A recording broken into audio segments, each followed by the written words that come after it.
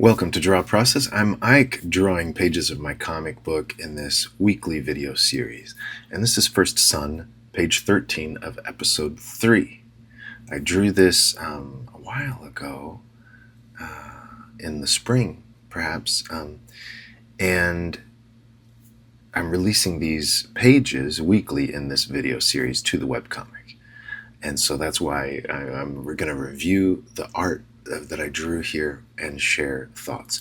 But know that I'm currently penciling and drawing the fourth episode or issue that really is going to be broken up into single issues. And I've penciled 2 of those, almost entirely finished the pencils on 2 issues, actually. And I'm going to be releasing 3 to 5 of those every year on a set schedule that you can rely on. So we're going to go into the single issue format.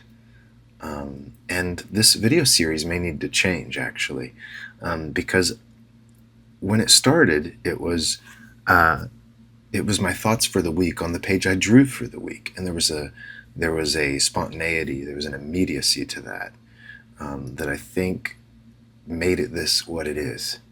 But now that I'm currently drawing,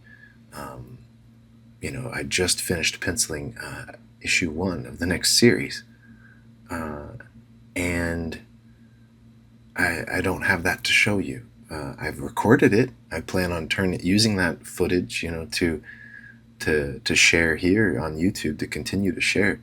But how am I going to get it out if I can only release one of these videos a week, and I've got all these pages left to show you from this book? So I think that in the future it's going to look more like sharing some clips from the process rather than showing the entire process page by page. Kind of just the best of clips from that week, whether it's penciling or inking or whatever I was doing at that time, and that way it's fresh stuff. Everything will be more fresh. So that's one possibility. The other possibility is I keep showing these page by page, but my thoughts are fresh. I try to share more immediate comments, but they won't relate to the art as much. So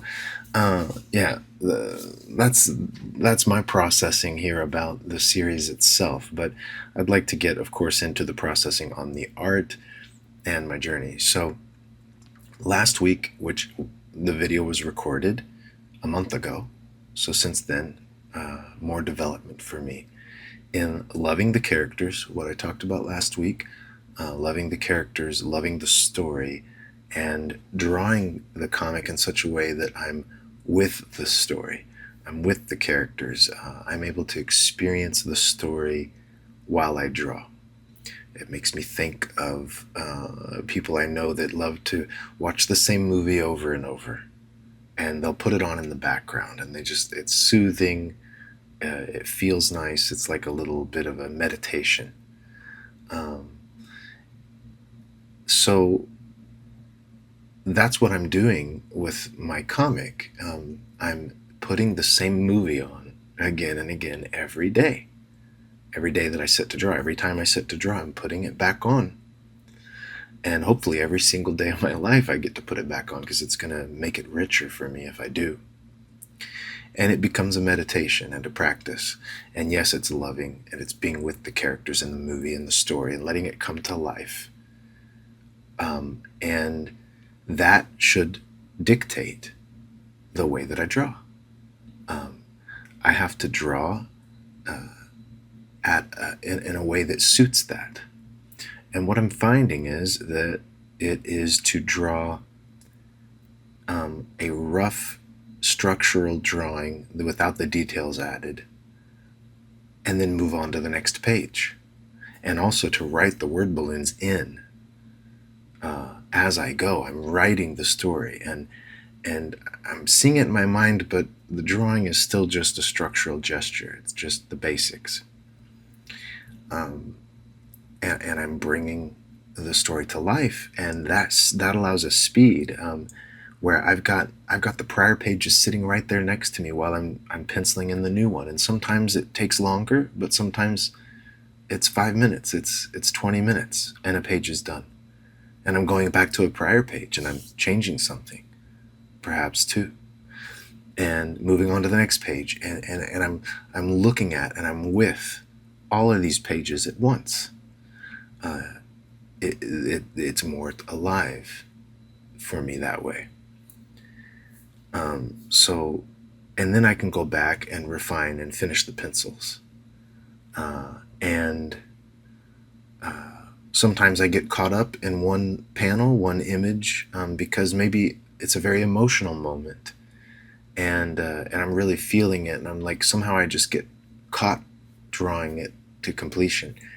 That's okay, because I'm still with the story.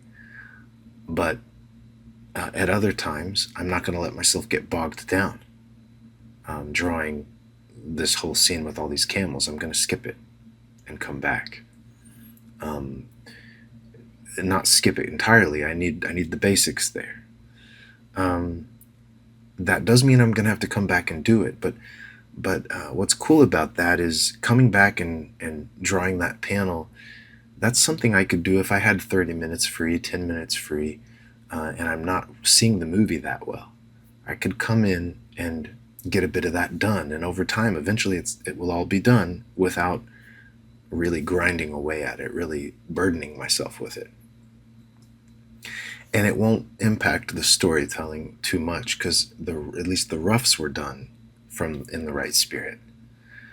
And so that's what I'm finding is I can go back at times, or if I'm feeling I don't have the capacity to focus on the story, but I want to draw a little bit. That usually relates to how much time I have available to do it, but it could be the distractions.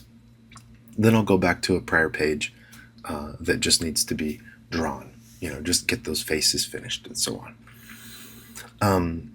This feels like how life should be, right? How should one live life, the sort of meditations and practices and flow of things. This is getting aligned. As one's life might get aligned and one's day and habits, my practice of drawing comics is getting aligned. I have been able to have more time than usual to draw. So being able to put in an hour every day and sometimes 3. I've been lucky to not have problems going on in life and responsibilities that make that not happen. And so I'm making the most of that to establish these habits and this growth. And then I'll still continue this way. Now, so far I haven't, with this new approach, I haven't inked. I haven't had to ink yet. And I think something similar might happen with inking is there's going to be days when I sit down and ink on a prior page, and there's days that I want to sit down and pencil and move the story forward. I'm going to allow myself that flexibility to do both. And I'm ahead on what books I'm going to release. I'm ahead of the release schedule, so I can go back and ink one issue while I'm also penciling the next, and not worry about a time crunch on a deadline. Yeah, I think I'm figuring it out, and the work I feel is better. I'm making sure to show everything that the story wants shown. Let it take as long as it takes to show things. If there's 3 pages of just talking heads, fine. If we need it, if we need 3 pages of just to show the emotions and the feelings, the reactions on the faces, I'll take my time to do it. Of course, it isn't just talking heads. I'm trying to, show it visually, even just the framing. I'm thinking of it a moment in the first issue of this next arc, and Sword just kind of pauses in a conversation, and we just see him looking away at the expansive desert. So we're visually representing what's going on, the mood, the emotion, what he's feeling. We're connecting with it in this visual way that's not just his face. So I don't mean that by talking heads. You can show things. But that's been good. You'll see even here on this page that I'm drawing here, I'm working in this way to a degree. But this is still when I would sit down and pencil an entire page before I moved to the next one. I was still operating more from that way of thinking. But I do work out an idea of what they're going to say. I changed it in the final, but I am telling the story to myself as I draw.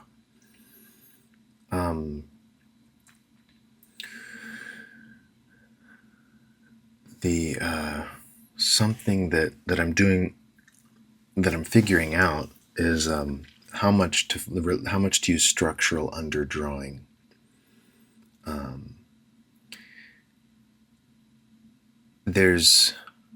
There have been times that I like even here on this page, there's a little bit more fleshiness. There's like a roughing in, jumping to details before the structure is fully there underneath, and I've described that as cartooning. It can kind of be faster to just jump into details before the structure's there, and capture more gesture, more emotion, more dynamics when you do it this way. So there's good things about the more cartooning approach. But now that I'm trying to rough in 27 pages at a time instead of, or even more, instead of finishing one page at a time, I'm completing underdrawings. I'm trying to, how quickly can I structurally put in the underdrawing, the base for the face that I'll draw later. And now that there's that separation, and I know that I won't be drawing this face and this body to fully yet. I'm not drawing the clothing yet. I'm just getting the structure first and moving on. And then future me is going to have to interpret this structure to know how to build on top of it. As you can see, that decision on my workflow resulted in new ideas, new things about how I draw. Because now I'm in a scenario where I have to sort of think about how much structure, what kind of structure, and how do I apply finishing touches on top of that structure. It's forcing me to be more structural in my drawing. And sometimes it's got me being a bit obsessive on getting the structure just right. Like I'll sit there and I'm getting all these like lines for the planes of a head and face. I might overdo it a bit, but at the same time, that can help the drawing quality, because now there's more structure to the drawing, and it feels better, like it's better drawing. And so there's more structure needed. There's more structure in the process for me, and it's resulting in improving my ability to put in structure, which is going to influence the drawing towards that direction, right? It also means that I don't need to plan my shadows as much, because if the structure is clear, the planes of the head, for example, and I've got enough lines there to show me where those planes are, then when I come back to shade, to put in the shadows and the Terminator line, the edge of light to shadow, I can do it instinctively, like intuitively. It's very simple to know where to shade, where to throw in some hatching lines, and so on, because the planes are so clear. Um, and maybe I can even add a few Terminator lines into the drawing to say, okay, there's a line across the leg here where the light will hit after the shadow from the arm. So maybe I throw that in too, just as a line in the drawing. Um, and then I can, it makes shading easier. So less shading has to be done in the pencils. It's less of a rough penciling in. And we'll see. Now, I want to say though, I don't know about learning to draw by only focusing on that structure and getting it just right. In some sense, like scribbling your way, finding your way to structure, approaching it more organically, and then applying more structure as you go. That seems more natural to me. Um, it might take longer to go that road, but but you also end up more unique. If you went with like the Loomis method for the head, for example, and you learned that structure and you applied it, and that's how you draw all your heads, well, now all your heads look the same. All your characters look the same. Like uh, it's someone else's understanding. The structure is an interpretation of reality, a simplification of reality, and it's someone else's simplification. Uh, but if you find your own way to this structure, you understand it in a different, on a deeper level than other people, and maybe it's your own, right? And now you have you've got something, right? You've got something unique, and the finished drawing is still you. It's still uniquely you. Um, don't be afraid to be uniquely you, right? You're going to draw things that are wrong all the time. Even the better I get at anatomy, the more I look at the great artists, illustrators that people admire, and I'm looking at these drawings. I'm like, oh, that's wrong, that's wrong, that's wrong, right? I can see all the mistakes. Of course, I can't see my own mistakes as well sometimes, right? Because I'm making them. Um, but the better you get at art, you'll hear this from other people that get really good at the human form. Uh, they notice that there's a lot of errors all around us all the time that we don't notice. People don't mind. They've gotten used to it. They don't notice it. They've gotten used to that style. Um, and they think that it's just, well, this is just perfect. This is how bodies look. These few lines we use to indicate the serrator, the muscles on the delts or something, the abdomen, like these lines that it's done the way Jim Lee did it. That's reality. That's how that's supposed to look. But it's not. It's an abstraction, um, and so yeah, don't be afraid to scribble your way to things, and because you're finding the shapes, you're finding the structure, you're finding um, the form of your figures, and you'll figure it out. You'll find what matters. I think it's kind of how learning happens, anyways, in any field. You're going to want to almost do too much and then refine it, rather than only do one thing, the way you're taught. Um, and you'll see that I'm experimenting still. In this issue was a lot of experimenting with hatching lines and ink wash on top of it, even. Uh, Kind of an interesting thing, but one thing I really like about what happened is it forced me to get a lot of practice with hatching. Uh, even in many messy ways. And this is another example of learning, right? Uh, it's okay to get dirty, to mess around. Um, if I had learned only one correct way of inking, of hatching, and I applied it throughout, how many times am I going to misapply that? How many times will that simple way of doing it not work, or I'll misunderstand how the situation's different and needed a different technique? Um, that can look amateur, right?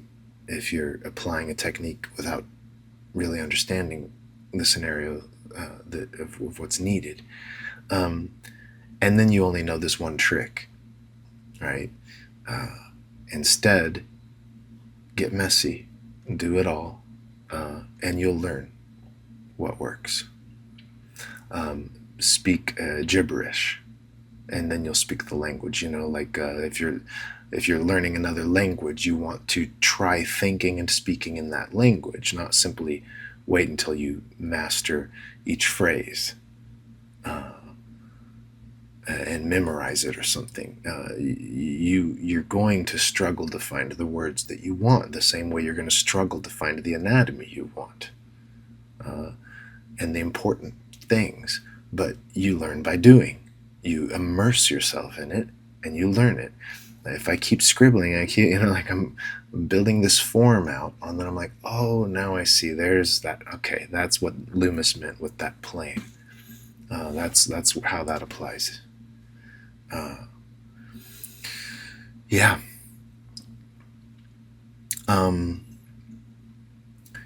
Yeah, you'll see here the ink wash. I put in a few layers because I don't want to go too dark to start.